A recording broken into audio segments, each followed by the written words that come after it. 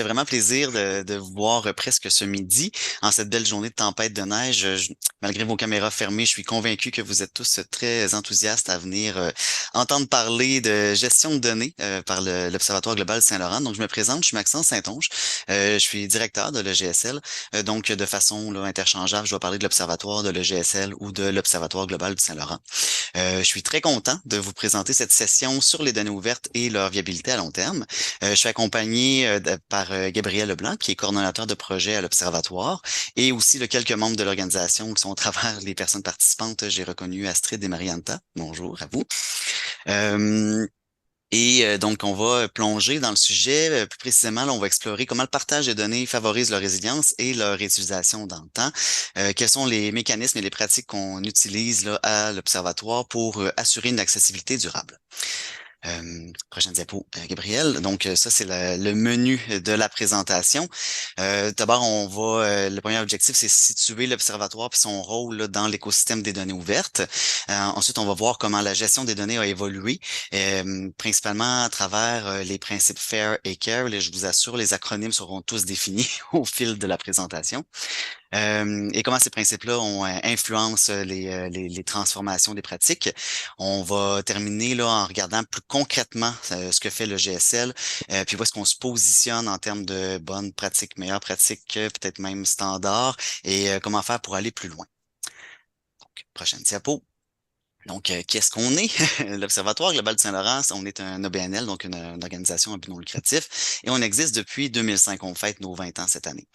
On est une organisation indépendante, neutre, qui travaille avec plus d'une soixantaine de partenaires pour améliorer l'accès aux données ouvertes qui concernent le Saint-Laurent.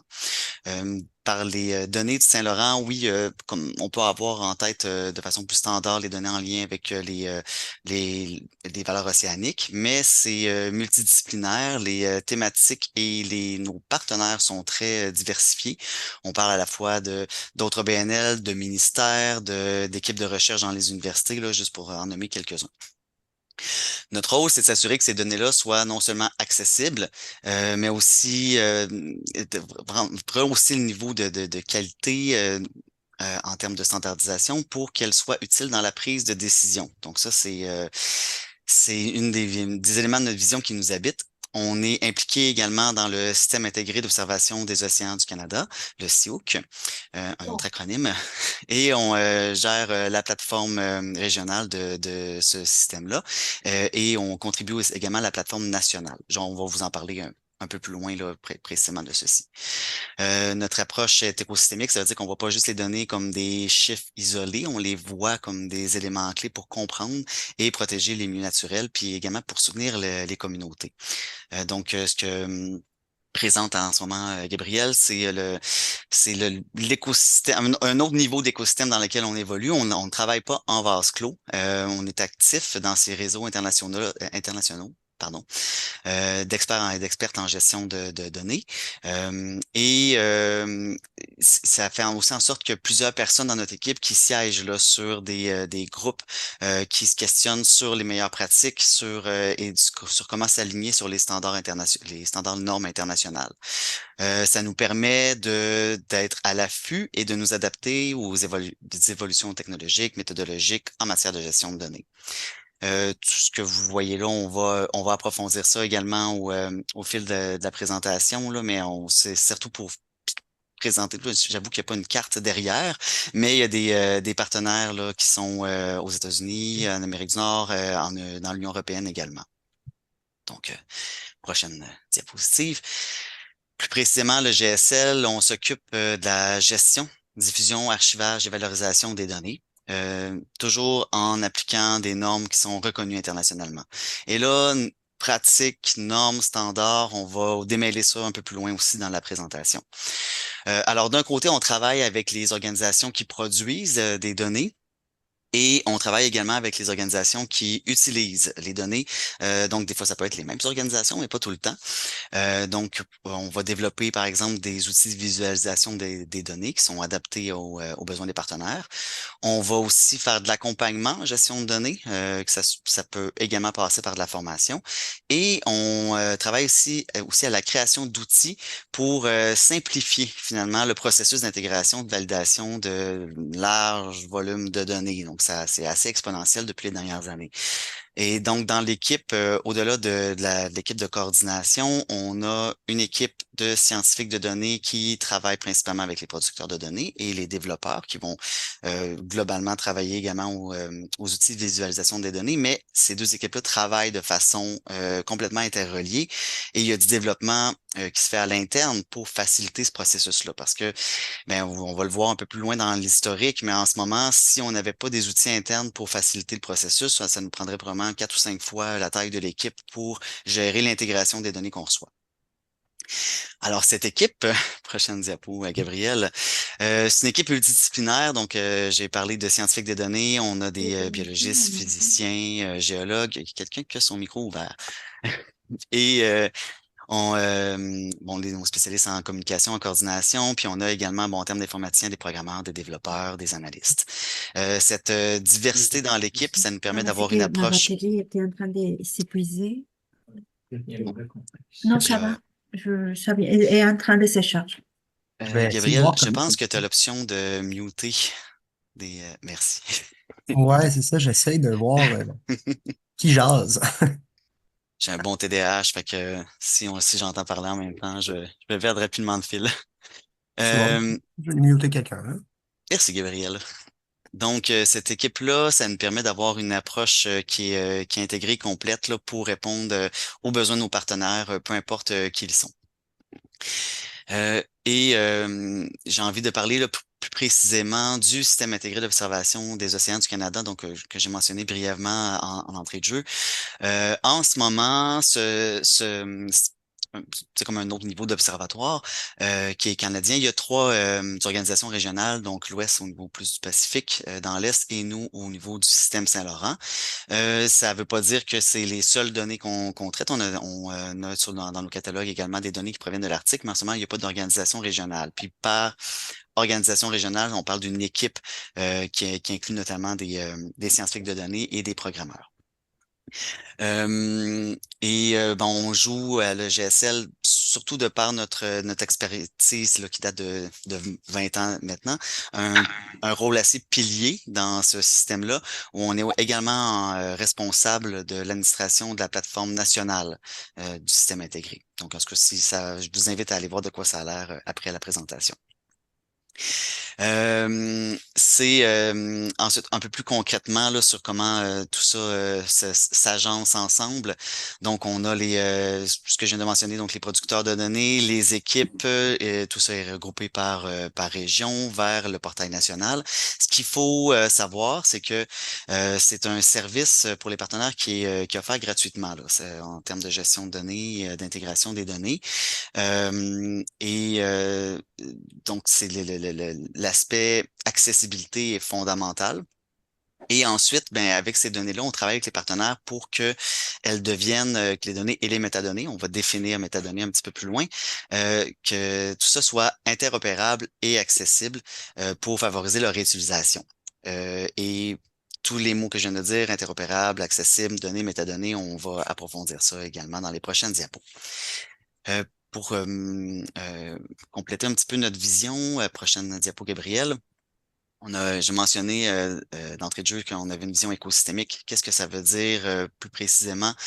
Outre que la donnée n'est pas seulement un chiffre comme les autres, c'est que en s'assurant d'une bonne gestion de ces données-là, cette gestion-là, c'est pas juste un enjeu secondaire, là, c'est pas juste pour avoir une forme de rigueur, c'est que ça permet après ça que les données servent et qu'elles arrivent entre les mains des bonnes personnes au bon moment pour que ces personnes-là prennent des décisions éclairées.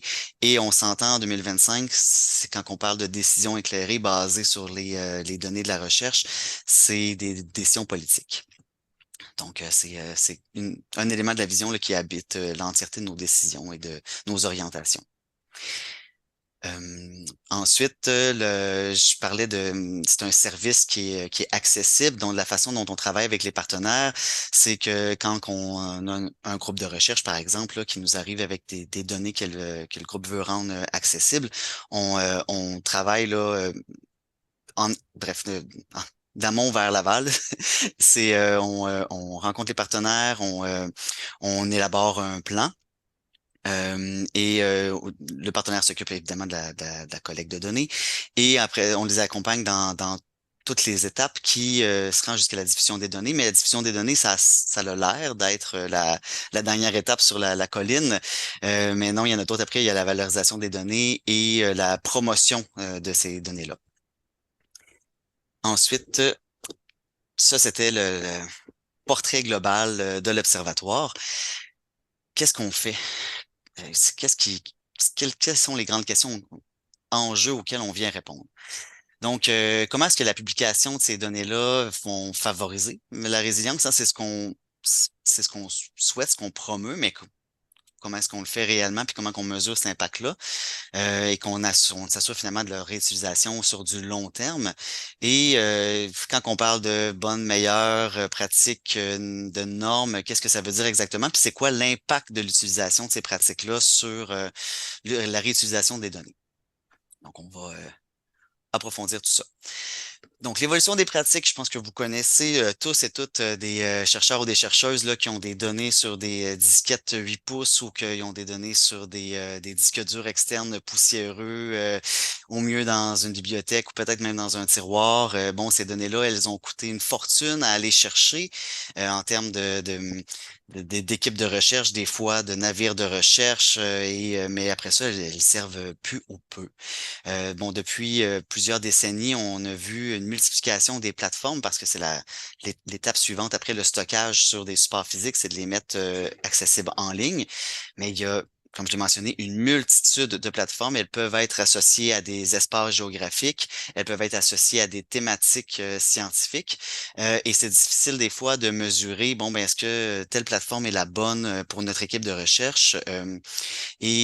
Parfois, ben, les plateformes sont seulement une espèce de bassin qui recueille les données et ça s'arrête là. Donc, la façon dont on va naviguer dans la plateforme pour trouver l'information qu'on cherche, ça varie d'une plateforme à l'autre. Et une fois qu'on a trouvé les données qu'on cherchait, bon, ben, la qualité de ces données, là, je parle pas de la qualité des données, mais la qualité de la présentation des données peut varier d'une plateforme à l'autre, qui peut rendre difficile sa réutilisation par la suite. Et quand on parle d'interopérabilité, c'est est-ce que ces plateformes-là peuvent être utilisées par d'autres plateformes internationales? Donc, est-ce qu'il y a des plateformes là, qui peuvent être gérées par des grands consortiums, par exemple, dans l'Union européenne? Est-ce qu'elles peuvent aller chercher les données et les rendre publiques sur leur plateforme? Donc, c'est tous des indicateurs là, qui peuvent amener des pistes de réflexion dans le choix de où est-ce qu'on va déposer nos données après. Et c'est souvent rendu, en fait, presque toujours maintenant un prérequis dans la publication d'articles scientifiques où les données doivent être accessibles au moment de la publication. Donc, est-ce que la plateforme qu'on souhaite utiliser permet ce genre d'option-là? Donc, par exemple, de créer un DOI spécifiquement pour un jeu de données. Bon, plot twist, oui, c'est possible à l'EGSL, mais c'est des questions plus générales que vous devez vous poser là, quand c'est le temps de faire la diffusion des données.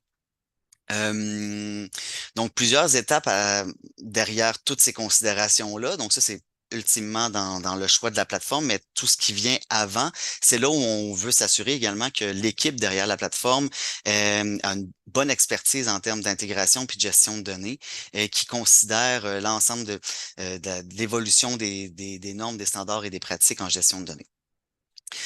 Donc, interopérabilité, la façon dont les différentes plateformes peuvent communiquer entre elles et réutiliser les métadonnées ou les données. C'est basé sur quoi ces pratiques-là? Donc, c'est basé sur les principes FAIR. Donc, en français, on va dire que les données sont faciles à trouver, donc l'aspect découvrable. Elles sont accessibles, donc est-ce qu'elles sont gratuites ou il faut se payer un abonnement? Elles sont interopérables, donc faciles à diffuser d'une plateforme à l'autre, et réutilisables. Donc, c'est les axes directeurs finalement là, qui dirige chacun des processus qu'on va utiliser pour se rendre à diffuser un jeu de données sur une plateforme. Il y a d'autres principes qui s'ajoutent aux principes FAIR. Les principes CARE, d'où est-ce que ça vient? Ça a l'air comme super complet, les principes FAIR en termes de réflexion derrière la gestion et l'utilisation des données, mais c'est axé uniquement sur la donnée en tant que telle, comme si la donnée était quelque chose de neutre. Euh, alors, je vous apprends, les données ne sont pas neutres. En fait, il n'y a pas grand-chose de neutre dans le milieu scientifique. La- le choix d'aller chercher ces données-là, la façon dont on les présente et la façon dont elles seront réutilisées sont toujours impactés par une multitude de facteurs. Donc, on va plutôt pencher du côté de la rigueur et non pas vers une apparence de neutralité parce que ça n'existe pas vraiment. Et ben, les premiers à soulever les drapeaux rouges de ce chapeau de neutralité-là dont les gestionnaires de données auraient pu se revêtir, c'est les communautés autochtones qui ont dit, ben, attendez un petit peu, c'est pas tout à fait comme ça que ça se passe. Et là, il y a eu il y a eu des groupes de réflexion sur quel autre principe ajouter où on tient plus juste compte de la donnée en tant que telle, mais également de son impact. Donc, arrivent les principes CARE qui amènent les éléments principalement qui ont amené beaucoup de considérations éthiques, mais initialement, c'est en lien avec la souveraineté des données autochtones, en tenant compte des droits et des contextes de ces communautés-là. Donc, CARE signifie collectivement bénéfique. Euh, donc, éviter de nuire, les droits légaux, les intérêts des peuples autochtones, la responsabilité des gens qui travaillent avec les données qui sont issues des communautés et l'aspect éthique. Donc, c'est d'autres principes qui se sont ajoutés. Euh, Parfait, merci Gabriel. Tu peux passer à la prochaine diapo. Donc, on a parlé, excusez, je vois juste, OK. On a parlé de pratique. Qu'est-ce qu'une pratique? Qu'est-ce qu'une bonne pratique? Meilleure, les meilleures, puis comment ça évolue. Dans le fond, ce qu'on cherche, c'est une forme de méthodologie qui peut être répétée et qui va évoluer et pour nous amener des résultats qui sont de plus en plus supérieurs. Mais bon, c'est comme globalement l'espèce de théorie en fait, qui nous rappelle que c'est un processus qui évolue dans le temps et aussi en fonction des besoins, que ce soit des communautés de recherche, de productrices de données ou utilisatrices des données. Donc, prochaine diapositive. Comment est-ce que ça devient les meilleures pratiques? C'est au début, on vient, il y a l'apparition là, d'une pratique qui est émergente, qui généralement vient répondre à un besoin qui n'était pas là initialement. Tranquillement, les personnes qui sont des spécialistes des données, que ce soit en termes de gestion des scientifiques de données ou en termes d'intégration, vont reconnaître que cette pratique-là est supérieure à d'autres. Elle va être de plus en plus utilisée et documentée en termes de cette utilisation-là. On va donc commencer à identifier cette pratique comme étant une bonne pratique jusqu'à ce que, elle soit adoptée par une majorité de personnes intervenantes. Là, on va établir que c'est une meilleure, better, c'est difficilement traductible, une meilleure pratique, pour finalement, lorsqu'il y a une espèce de consensus sur l'utilisation et que l'utilisation de cette pratique-là, elle est documentée, et là, on va tomber dans une norme établie. Et donc, on tend toujours vers une maturation des pratiques. Puis, ben, des fois, c'était une pratique émergente, mais qui est trop spécifique à une situation. Elle ne sera pas adoptée par la majorité. Donc, elle va juste rester comme étant ben, peut-être une pratique reconnue, mais qui ne va pas se rendre jusqu'à un standard. Et le GSL, où est-ce qu'on se place dans ce processus-là? Donc, Gabriel, prochaine diapo.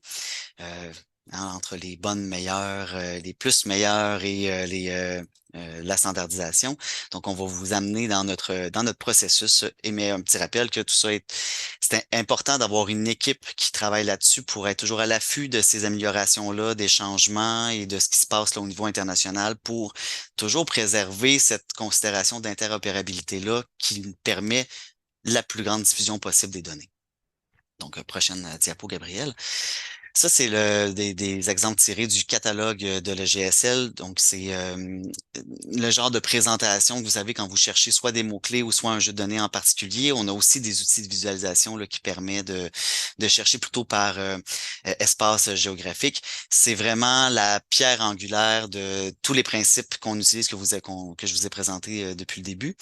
Et quand je vous parlais du processus qu'on fait en termes d'accompagnement avec les équipes de recherche, au tout début, quand on a un plan de travail, c'est qu'on va commencer avec tout ce qui est métadonnées. Donc, c'est que les métadonnées, c'est l'information sur les jeux de données.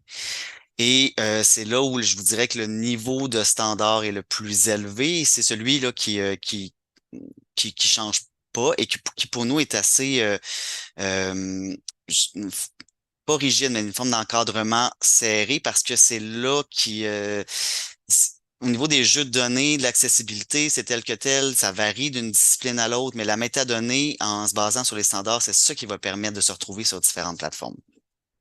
Donc vraiment, l'information sur les données, c'est de la pierre angulaire.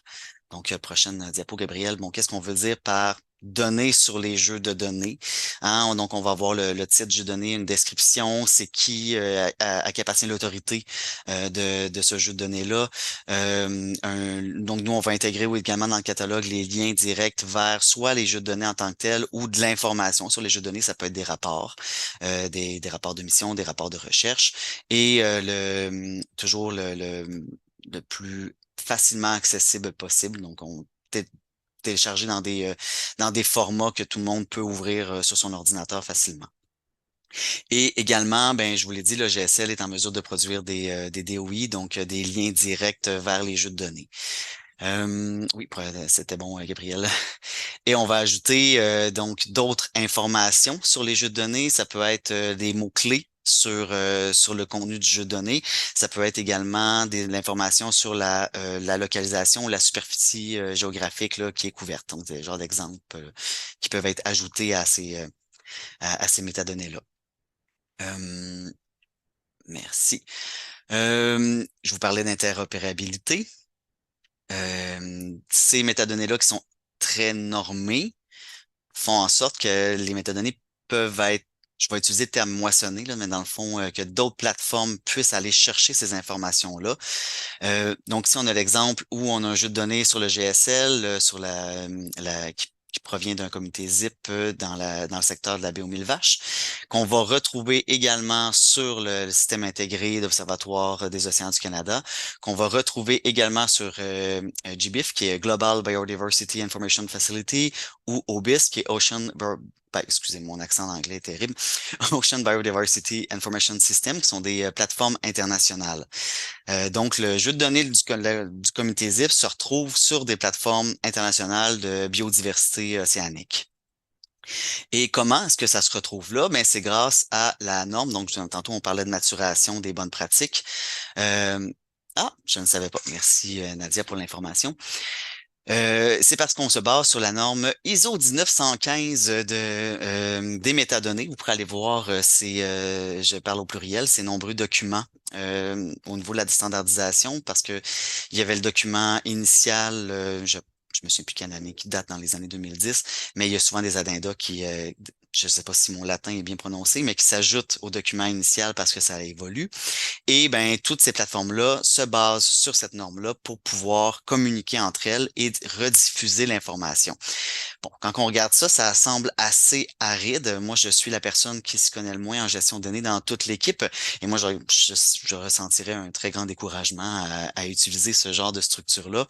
Mais je vous parlais le GSL, il y a du développement d'outils pour faciliter le processus d'intégration. Donc, comment est-ce que ceci est transformé en quelque chose d'accessible pour nos partenaires?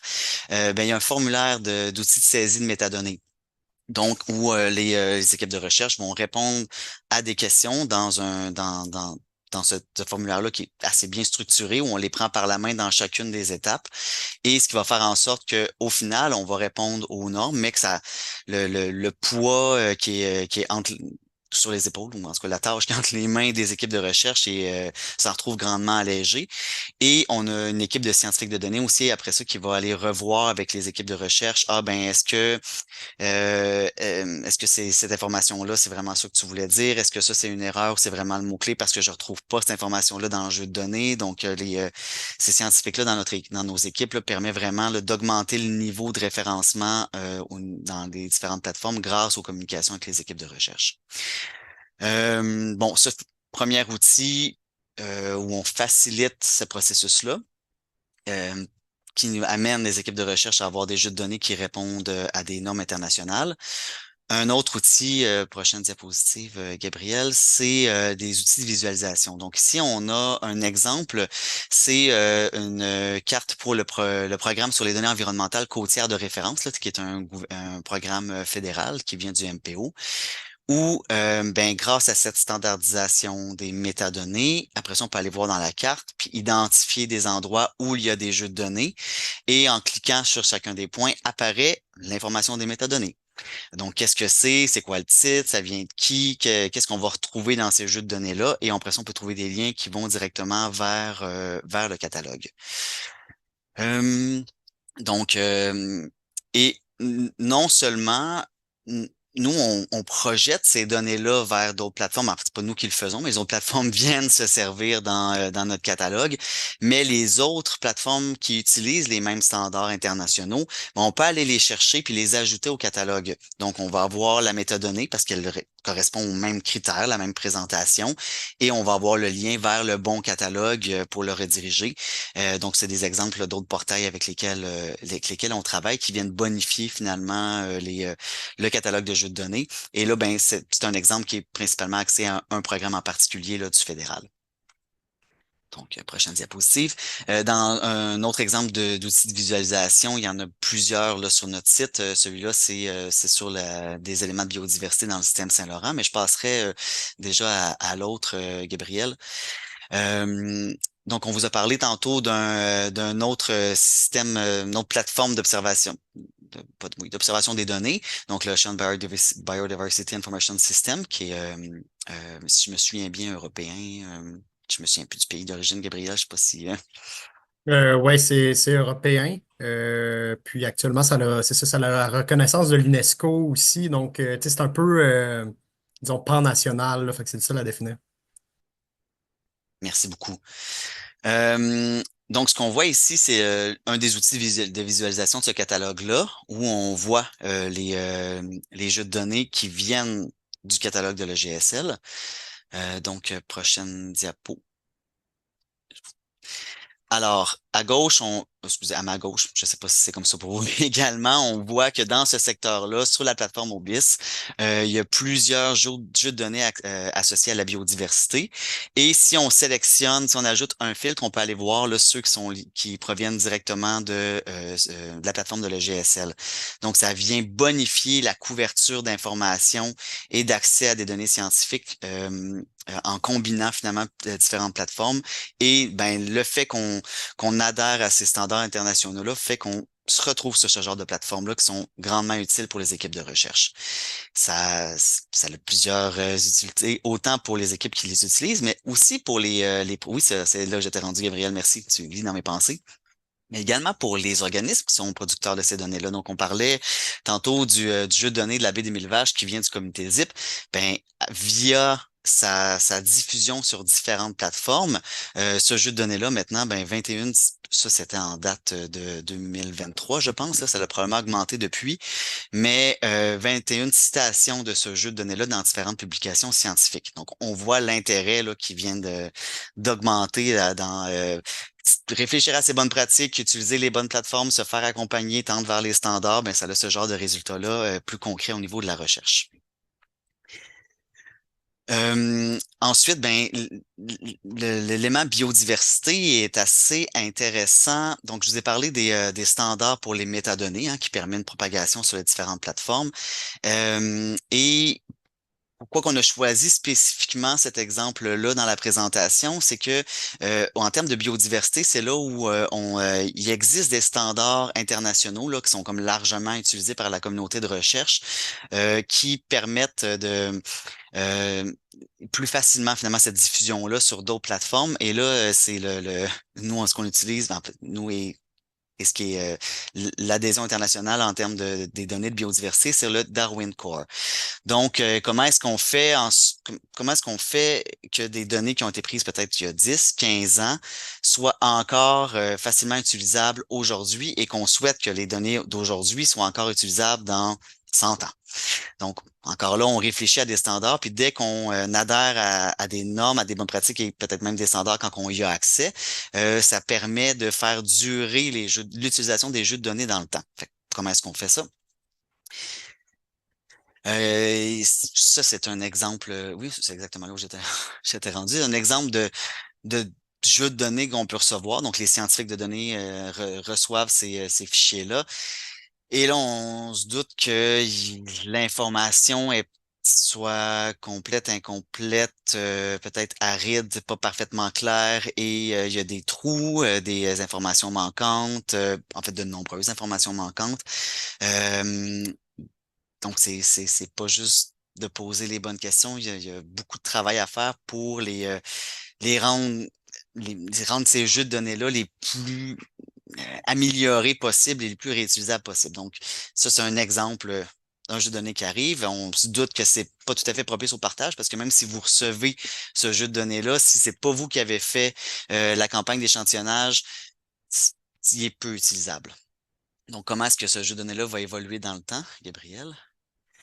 C'est le genre d'évolution que l'équipe va faire en collaboration avec les projets de recherche. Là, soudainement, bon, il n'y a plus de trous, les dates vont être complétées, les noms scientifiques vont être uniformisés.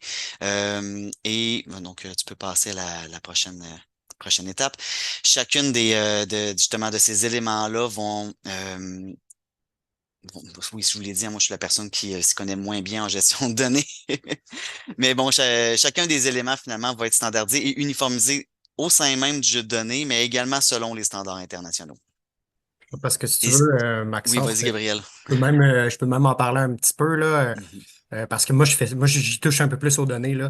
Mais tu sais, si on remonte à cette diapositive-là, qui sont les données brutes, dans le fond, qu'on reçoit souvent à l'OGSL, ben, tu sais, des questions qu'un gestionnaire de données va se poser, là, un gestionnaire de données comme nous, c'est, tu sais, par exemple, ce qu'on peut remarquer, par exemple, ici, c'est que la date, on n'a pas l'année de disponible. Donc, le chercheur lui-même, celui qui a produit la donnée, se rappelle très bien que c'était, par exemple, en 2018. Mais une personne dans le futur qui utilisera ces données-là, ben, aurait pas le référent temporel, ce qui rendrait la donnée caduque. De la même façon, c'est pas clair de quelle espèce il s'agit. Tu sais, il n'est pas écrit. On arrive à voir dans les notes qu'il s'agit d'un phoque, mais lequel précisément? Ensuite, on a des locations, mais tu sais, qu'est-ce qui nous dit que Wired Inlet, ça n'existe pas à plusieurs endroits dans le monde, par exemple? Donc, ce qu'il faut, c'est vraiment des coordonnées géographiques précises. Donc, c'est ça, il y a un ensemble de variables qu'il faut bien décrire pour s'assurer que la donnée puisse rester pérenne à travers le temps. Puis ça, c'est une grosse partie du travail de l'OGSL. Mais bref, c'était juste pour dire ça, là. Mais vas-y, Maxence, je te redonne la parole. Merci beaucoup. Ben, en fait, ça répond, ça complète bien. Puis ben c'est ça, c'est un schéma qui résume finalement là, la motivation derrière ce travail-là où ben si on prend le premier jeu de données initialement, ben il sert plus à grand-chose quand c'est mis entre les mains de d'autres personnes qui sont pas impliquées dans le processus d'échantillonnage. Alors que quand que les données sont standardisées, ben c'est ouvert. Après ça, c'est d'autres équipes de recherche peuvent les réutiliser. Et ben il y a un aspect évidemment économique à ne pas laisser ces données-là traîner dans des disques durs externes, dans un tiroir et peut-être recouvert de poussière. Au niveau des outils qu'on va utiliser à l'interne, donc je vous ai parlé de l'aspect exponentiel des nouveaux jeux de données qui arrivent à l'EGSL. Donc, un des outils qui a été développé à l'EGSL, c'est le grand validateur là, qui permet par exemple, c'est un outil qui va aller questionner les jeux de données pour identifier plus facilement les erreurs récurrentes, là, par exemple la date qui était incomplète, les données manquantes, va faire des suggestions là, en termes de correction informations, si les noms scientifiques sont pas respectés d'une cellule à l'autre, va les mettre en évidence si il semble peut-être y avoir des erreurs. Donc, c'est la première image là où est-ce qu'on aurait peut-être une observation de beluga en Abitibi. On peut bon, se douter que c'est une erreur. Donc, c'est une première analyse des jeux de données qui va venir mettre en évidence les erreurs potentielles automatiquement, ce qui sauve énormément de temps à nos équipes avant que, évidemment, il y a plusieurs ultimes fois où ils sont révisés par des personnes, des individus là, qui sont derrière les écrans, mais c'est le genre d'outils qu'on développe et qu'on souhaiterait rendre accessible à la communauté là, éventuellement sous peu. Donc, fait que les facteurs je pense que ça pourrait quasiment être une question d'examen après la présentation. Qu'est-ce qui peut compromettre l'accès à des données de qualité? Ben, je pense que vous le voyez dans vos milieux à tous et chacun, là, au niveau, ben, il peut y avoir dans les équipes de recherche, les auxiliaires de recherche qui partent, les étudiants et les étudiantes qui deviennent super experts, mais quittent l'équipe de recherche après. Donc, puis les décalages temporels, hein, où on arrive avec un jeu de données qui a été pris par un collègue il y a quelques années, puis on n'a aucune idée finalement c'était quelle année exactement, c'était où déjà, c'était quoi la calibration de la sonde CTD sur la rosette en telle année, puis la personne qui fait de la calibration n'est plus là. La fin du financement où là, justement, il y a l'accumulation de données qui ne sera pas traitée ni valorisée, le manque de temps, l'évolution des normes de gestion de données. Moi, à l'époque de ma maîtrise, on utilisait des logiciels que plus personne n'utilise maintenant. Puis comment aussi même les données qui ont été rendues accessibles sur différentes plateformes, ben, qui sont maintenant des plateformes fermes, sont plus accessibles. Qu'est-ce qui se passe avec ça? Donc, c'est tous des facteurs qui sont limitants et auxquels on tente de- auxquels on fait face, puis qu'on tente de développer les meilleures pratiques possibles là, à l'EGSL. Donc, en conclusion, je vous ai présenté, dans le fond, c'est une lunette sur le travail au quotidien qu'on fait à l'Observatoire. Qu'est-ce qui encadre notre travail? Comment est-ce qu'on s'adapte à l'incroyable monde changeant de la gestion des données? Puis qu'est-ce qui nous motive aussi à faire notre travail où on veut répondre à cette mission-là, que les données qu'on reçoit, on accompagne les partenaires pour qu'elles soient utiles et qu'elle ait un impact finalement sociétal significatif. Là, je pense que c'est quand même quelque chose qui habite l'entièreté des membres de l'équipe et toujours dans le but de faire mieux, de s'adapter, de faire face aux changements, puis de pas avoir peur d'adopter ces nouvelles pratiques-là et comment dire, d'utiliser également les pratiques qu'on utilise, qu'on considère comme étant les meilleures pratiques face à des données qui sont émergentes. Parce que quand j'entends données émergentes, un exemple là, qui est assez concret pour tout le monde, les bases de données sur le macroplastique. Bon, ben, c'est quelque chose dont on parlait, bon, il y a 20 ans, mais c'est pour lesquels on n'avait pas tant de données. Maintenant, on en a et je vous assure qu'il n'y a pas encore de standards internationaux sur comment bien présenter les données de macroplastique. Je ne parle pas de microplastique ici, mais grâce à notre expérience en termes de bonnes pratiques et de standardisation, ben, ça nous permet d'accompagner ces équipes-là pour avoir ce qu'on souhaite, avoir des jeux de données qui seront le plus pérennes dans le temps et peut-être même de devenir des piliers en termes d'adoption de meilleures pratiques. Fait que ouf! Une quarantaine de minutes plus tard, je pense que ça fait le tour de notre côté. J'espère que vous avez apprécié, mais on a un petit peu de temps pour les questions. S'il y en a parmi vous qui en ont, je vais peut-être remettre devant moi les noms, à défaut d'avoir les visages de tout le monde.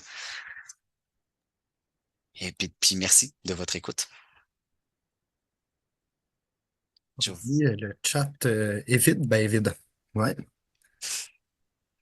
Mais Donc, ça, oui, n'hésitez vas-y, vraiment Gabriel. pas, hein. Si vous avez des questions sur les liens entre la gestion de données, la préservation des écosystèmes, sur des techniques très particulières de comment organiser telle colonne, on est. Ben, je vois d'abord, Sonia, tu as une question? Oui, bonjour, c'était super intéressant, merci beaucoup. Je me demandais un petit peu, donc, parce que là, je vois que vous êtes quand même bien rodé sur justement les précautions à prendre pour vous assurer que les données seront utilisables sur le long terme. Mais est-ce que ça vous arrive? Peut-être que vous l'avez dit que j'ai manqué, mais si je comprends bien là, il s'agit des données que vous recueillez vous-même. Non. Non? OK. OK, je n'étais pas certaine. Donc, Mais c'est c'est une vous bonne qui... question, Sonia. C'est OK. vrai, c'est évident pour nous, mais OK. j'avoue que c'est donc les équipes de recherche nous arrivent avec leur jeu de données de leur propre activité de recherche, mais nous, on n'en fait pas en tant que tel d'activité de recherche. Ah, OK. C'est ça. OK, c'est ce que je me demandais parce que je me disais, ah, si c'est vos données, que vous êtes très comme organisé, tout ça, c'est super. Mais souvent aussi, le défi, c'est quand justement on veut utiliser les données d'une autre personne, enfin d'une autre équipe. Et puis bon, OK, c'est bon. Merci. Ouais, c'est ça. Ben, c'est ça l'intérêt aussi d'appliquer certaines normes, là, c'est de rendre, de créer une seule façon de comprendre les données, peu importe leur provenance, de façon à ce qu'elles puissent être utilisées par d'autres personnes ou d'autres ordinateurs, disons. Que c'est vraiment ça l'intérêt. Je vois Émilie Fortin aussi, la main levée. Oui, bonjour. Très contente que vous soyez dans la semaine des données à cœur. Je trouvais ça le fun de voir que vous étiez là. Toujours intéressant de vous entendre sur l'OGSL. Euh, Puis encore là, je vais faire comme Sonia. Si je l'ai manqué, désolé, il a fallu que je fasse quelque chose en même temps. Mais au sujet des données autochtones, si jamais vous avez justement une équipe de recherche qui vous soumet un jeu de données qui a, qui a probablement été pris sur un territoire en lien avec une communauté, est-ce que vous faites des démarches pour vous assurer que vous avez le droit de les publier ou vous allez de l'avant? Donc, il y a une espèce pas de nuance, là, mais d'espace entre les deux, entre recevoir les données, puis voir, par exemple, que ça vient de communautés autochtones, mais qu'il n'y a, par exemple, aucune nomination de collaboration ou de partenariat autochtone. Ben, ça fait partie des mandats de l'équipe de scientifiques de données d'aller questionner d'abord le producteur de données. Peut-être que c'est un oubli. Peut-être que dans la force de l'habitude, il n'a pas pensé à le faire. Donc, on va travailler en accompagnement avec l'équipe de recherche initiale pour aller chercher les éléments manquants ou peut-être les orienter vers des bonnes pratiques.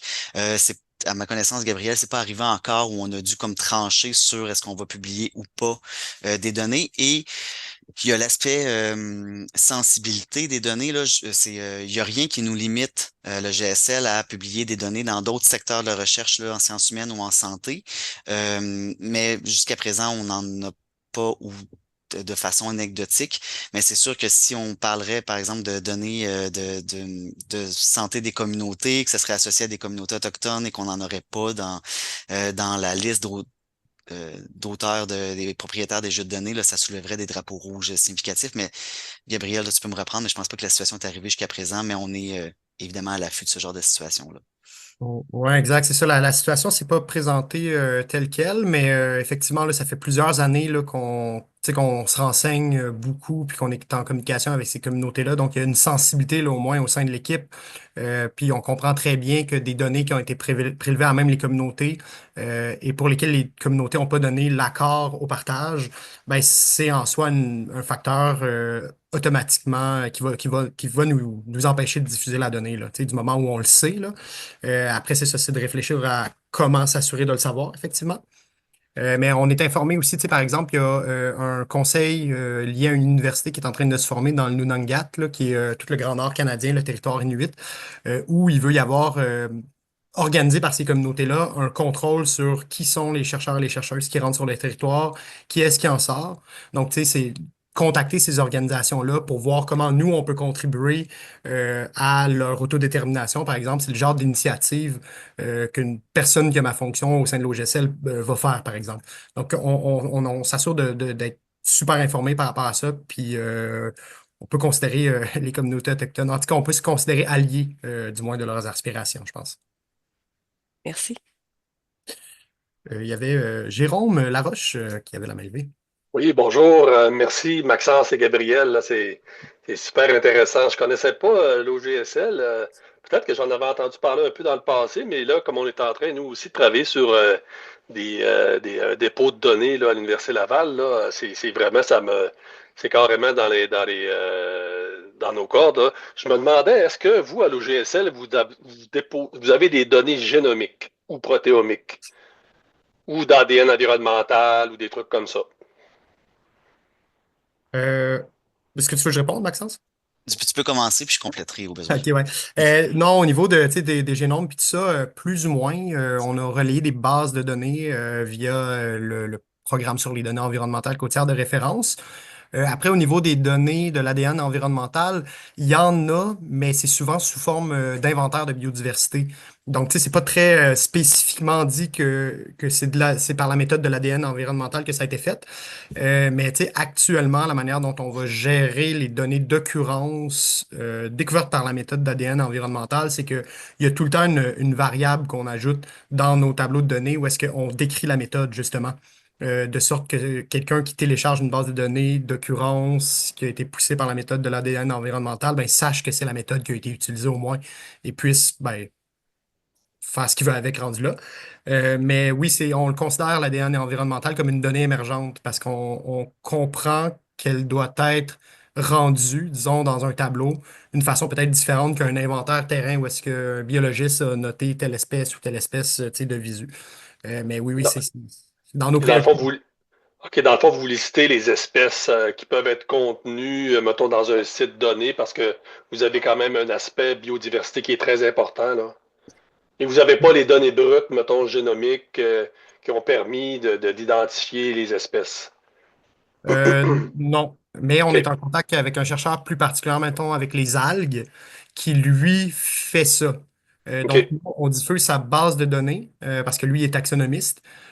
Puis il met à jour cette base de données-là fréquemment là, parce qu'on sait que chez les algues, par exemple, tu peux avoir un tas d'algues rouges, puis là-dedans, il y a 18 espèces tu sais, puis tu peux pas vraiment savoir. Fait que lui, son travail, c'est ça, c'est de démêler, décortiquer, faire des analyses génomiques, mais c'est souvent sur des OK. bases de données très spécifiques euh, Mhm. au génome, puis nous, on va partager le rendu, disons, peut-être plus. OK.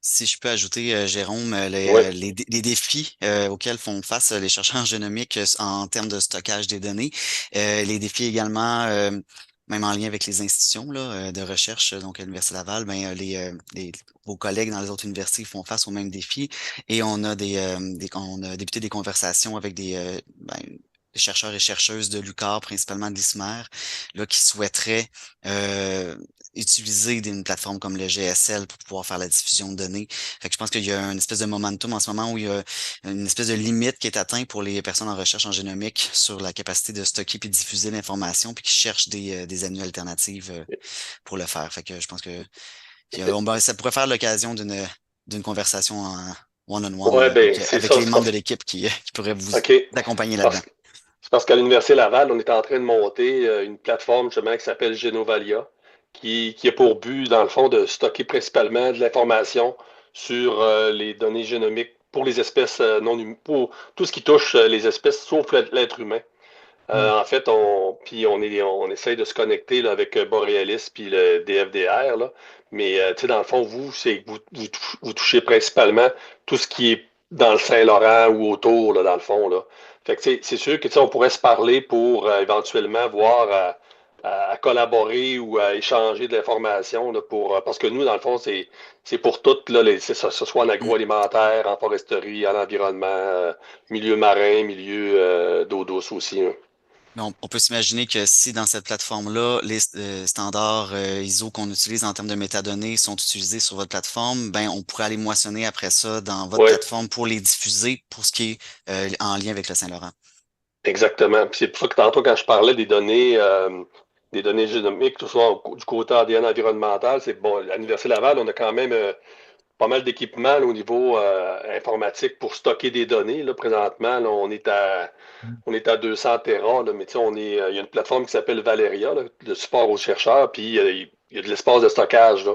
C'est que dans le fond, nous, on propose de stocker les données brutes. Des fois, des données processées aussi. Ça fait que dans le fond, au niveau de l'ADN environnemental, quand tu fais ton identification des espèces dans un site donné, tu es toujours dépendant de ce que la base de données que tu as interrogée contenait. Mais si dans 5 ans, la base de données s'est améliorée, puis tu avais encore des inconnus, ben, c'est intéressant de pouvoir encore la réinterroger pour pouvoir identifier des espèces que tu n'avais pas été capable d'identifier. C'est pour ça que les données brutes sont quand même très importantes dans le cas là, de l'ADN environnemental. En tout cas, merci encore. Puis je voulais savoir aussi, ben, les outils que vous avez développés ou vous avez utilisés comme les cartes, est-ce que ça, c'est partageable, ça? Est-ce que c'est dans le domaine, mettons, on pourrait peut-être éventuellement penser à utiliser des outils comme ce que vous avez développé. Est-ce que c'est envisageable? Ben, veux-tu y aller, Maxence, ou? Non, vas-y, Gabriel. En fait, d'un Ben, point de vue carrément outils, mais carrément là, au niveau librairie informatique ou peut-être que vous l'avez pris quelque part, mais on pourrait s'en reparler pour savoir avoir un peu plus d'informations là-dessus, là. ouais, je pense que ça pourrait être ça parce que c'est relativement complexe, mais Ouais. essentiellement, on travaille beaucoup avec des, voyons, du code en source libre là, aussi. Là. Mhm. OK. Tout est supporté par Python et disponible dans des clouds, dockerisé. Mhm. Donc, tu sais, OK. c'est comme complexe un peu, mais oui, en gros, l'idée, ils sont accessibles, disons, les interfaces d'utilisation sont accessibles sur le site de l'OGSL, donc c'est possible d'accéder aux différents outils de visualisation, tout dans un premier temps.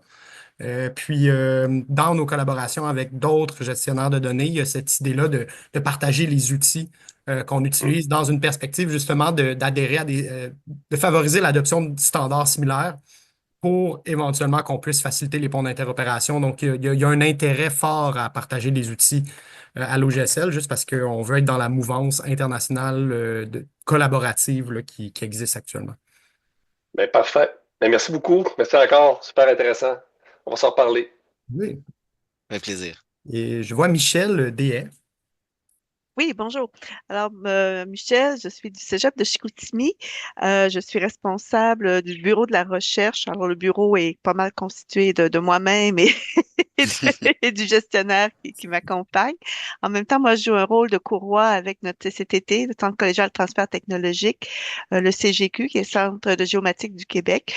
Je ne connais pas tout du CGQ, alors je ne sais, dans le sens que c'est quand même une entité autonome. Moi, mon rôle est vraiment à être en courroie avec nos enseignants là, au cégep, les programmes, tout ça.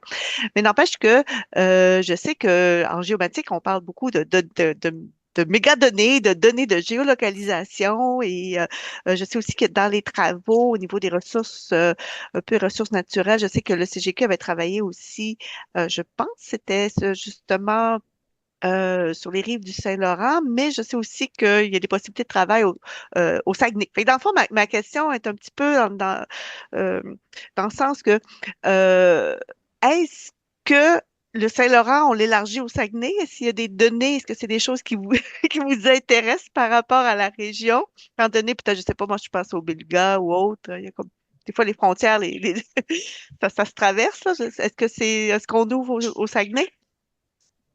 Oui, je vois Oui. des. On Tout opine. à fait. Oui, Oui. oui, oui. Oui. Puis est-ce que vous Euh, êtes déjà en contact avec le CGQ? Comme je vous dis, moi, j'ai pas toute l'info là, pour ça.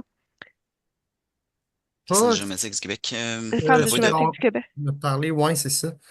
Je suis pas tout à fait informé des relations qu'on a avec parce que je pense qu'elles sont pas très nombreuses, mais tu sais, dans le coin de Chicoutimi, par exemple, on est en Oui. contact avec la ZIP Saguenay-Charlevoix, l'UQAC, tu sais, dans le sens où il y a même Explo Nature, mais là, on est plus rendu dans Tadoussac, là, mais tu sais, je veux dire, OK. tout ce territoire-là, on le couvre, là, définitivement. OK. Puis, moi, je vais revenir, je vais certainement rendre compte là, de votre présentation au directeur scientifique du CGQ. Fait qu'à ce moment-là, on pourrait vous contacter puis peut-être voir s'il y a des choses à mettre en commun. Parce qu'entre autres, moi, je suis en train de penser justement aux données de géolocalisation.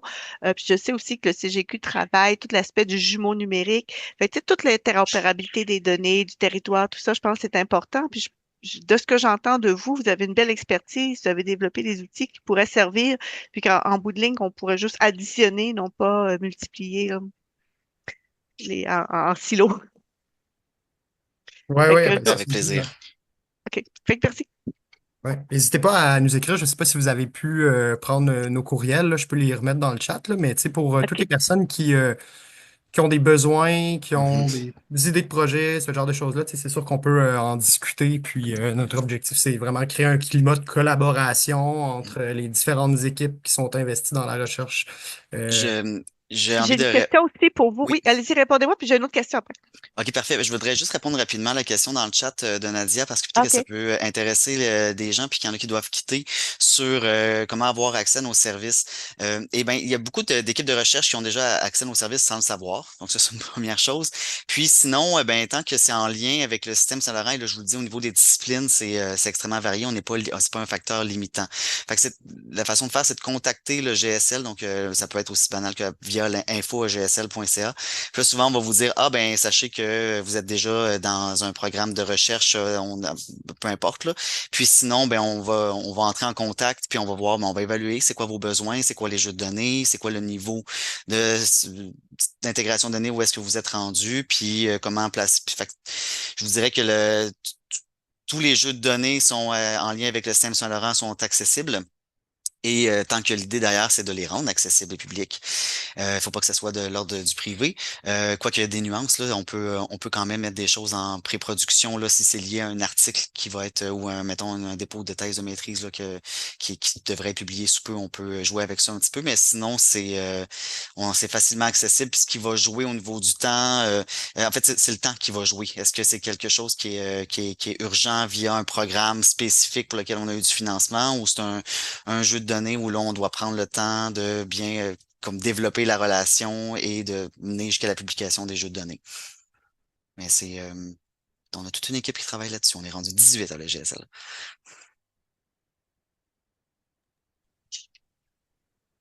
Oui, Michel. Oui, encore une fois. Là, est-ce que j'ai bien compris que vos services sont gratuits ou j'ai mal compris, là? Alors, pour devenir membre de la GSL, il y a une possibilité d'adhésion. Puis, en fonction de la taille du projet, enfin, on s'entend la taille des jeux de données, il y a une sorte de convention qui peut s'établir. Tu sais, par exemple, quand on travaille avec le MPO, où on a des, des jeux de données, si vous cherchez SGDO du ministère de la Pêche et Océane sur notre catalogue de données, vous allez comprendre l'ampleur du projet. Donc, il y a des fonds qui sont associés à ça. Bien entendu. Donc, c'est en fonction de la taille du projet, là, principalement. Puis, comme je disais, il y a beaucoup d'équipes de recherche qui sont déjà intégrées dans des programmes sans le savoir. Fait qu'à ce moment-là, ça devient gratuit parce que les services sont déjà payés par d'autres programmes.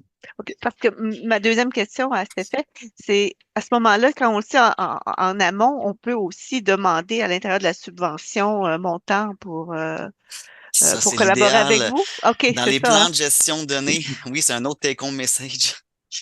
Ah, maintenant, c'est une exigence dans tous les programmes de subvention, de financement. Vous avez à développer sur votre plan de gestion de données et vous pouvez le budgéter.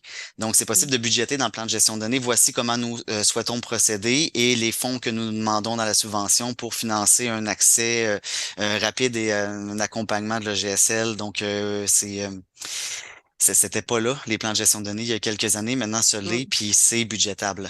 Ça fait Ben, partie c'est ce des que dépenses j'avais vu. admissibles. Ouais, OK, puis, c'est parfait. Ça répond. Oui. ah non, mais moi, je voulais juste ajouter par rapport à ça, pour être complémentaire à ce que Maxence a dit, si vous ajoutez effectivement une partie financement dans vos demandes de subvention, pensez à conserver un salaire pour, de votre côté, Mhm. pouvoir être rémunéré pour contacter avec nous, tu sais, dans le Ah, sens où c'est pas juste pour payer notre service, parce que des fois, il est modeste, là, le coût. Ce qui est le plus cher chez l'organisation avec laquelle on travaille, c'est sa ressource humaine, bien souvent. Mhm. À moins qu'on soit dans du méga développement, là, mais tu sais, ça, c'est un point auquel il faut penser aussi, là. merci. Très, très intéressant. Il y avait une question aussi sur l'intégration des données géospatiales, justement en termes d'erreurs. Ben, le grand validateur fait déjà une première analyse finalement de ces erreurs-là, et les scientifiques de données vont des fois aller chercher l'information manquante. Bon, ben, les coordonnées géographiques qu'on a dans le jeu de données, sur quel système de projection elles ont été prises, parce que ça peut avoir un gros impact sur la localisation des données par la suite. Fait que c'est vraiment à la fois essayer d'identifier visuellement ou avec nos outils où est-ce que les erreurs pourraient se retrouver, et le travail d'experts et d'expertes finalement qui ont nos scientifiques de données d'aller retravailler ces informations-là. Et puis juste une petite note aussi, là, des fois on peut avoir l'impression dans les outils de visualisation des métadonnées qu'il peut avoir des erreurs, mais c'est qu'il faut considérer que, par exemple, on a des données où c'est des rapports de mission, donc un seul document. et qui couvre une très grande superficie, par exemple tout le système Saint-Laurent jusque dans la baie des Chaleurs, par exemple. Et bien pour le point géographique associé au rapport, ben, ça va être un centroïde à l'intérieur d'un polygone. Donc, c'est pas parce que la mission a eu lieu de façon terrestre, c'est juste une façon de représenter le secteur géographique de ce rapport-là. Mais sinon, c'est un enjeu qui est récurrent, là, la vérification de la géolocalisation des données, mais c'est le travail au quotidien de notre équipe d'intégration de données. Ouais, je pourrais même donner un autre exemple de comment le grand validateur peut les identifier automatiquement, là. Une fonction qu'on pourrait s'imaginer, par exemple, c'est il existe des bases de données, notamment sur le World Register of Marine Species, qui vont établir Hmm. l'emplacement géographique normal de certaines espèces, leur aire de répartition normale. Donc, le grand validateur pourrait, par exemple, prendre le nom de l'espèce qu'il a trouvé dans la base de données, le comparer aux coordonnées géographiques, appeler le service web, puis après, on pourrait avoir un retour comme quoi l'espèce en question n'aurait pas dû être vue dans cette aire de répartition-là. Donc, de notre côté, ce que ça nous permet, c'est d'aller vers le chercheur, par exemple, puis de lui demander est-ce que vous avez bel et bien vu l'espèce ou vous vous êtes trompé, dans le fond? Donc, tu sais, ça, c'est des façons où ben, le caractère géospatial de la donnée peut être utilisé pour des validations sur d'autres informations aussi, tu sais. Je pense que ça faisait le tour des questions dans le chat. Sur ça, je pense que tout le monde a sûrement très Il y a faim. une idée, 5, ouais, c'est ça. Moi aussi, j'ai faim d'ailleurs. Euh, Nadia, est-ce que ça complétait de votre Oui, côté? oui, c'était super intéressant. Merci énormément d'avoir participé à la Semaine des données à cœur. C'est vraiment très généreux de votre part. Puis c'était Ben, super merci pour intéressant. l'invitation. Ouais, merci.